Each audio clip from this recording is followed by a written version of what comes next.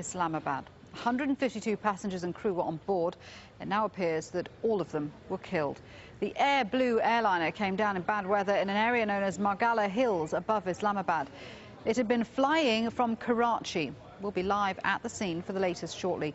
But first, this report from Tarek Bazley.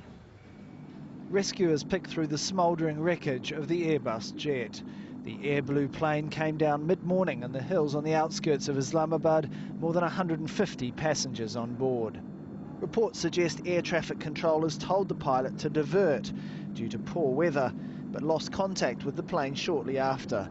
Witnesses reported seeing the plane flying low and, quote, losing balance.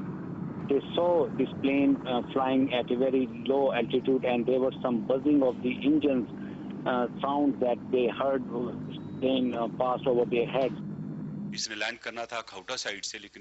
According to initial reports, the plane was supposed to land from the Kahota side, but it was given directions to come in from the Rawalpindi side. Following that circle, we're also told that the pilot had descended to 2,600 feet, but then immediately after that the plane ascended again to 3,000 feet. That factor was a bit unexplained, so we'll keep an eye on it. But let's wait for the inquiry from Civil Aviation. Heavy rain hampered initial rescue efforts. Forestry workers and the military the first on the scene. Army helicopters ferried troops into the area to help with rescue and recovery, picking through the mangled wreckage in the hope of finding survivors. Pakistan's Prime Minister Yusuf Raza Gilani flew over the scene of the crash. Ordering an investigation into the accident, he expressed his grief and sorrow. Initial reports of survivors provided hope to dozens of relatives gathered outside the Air Blue's offices in Islamabad airport, many hoping for news of their loved ones. Instead, they were presented with nothing more than a passenger list.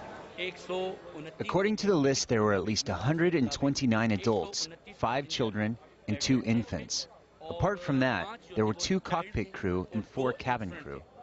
Other family members gathered at local hospitals, desperate for news, fearing the worst, as early reports of survivors were said to be incorrect.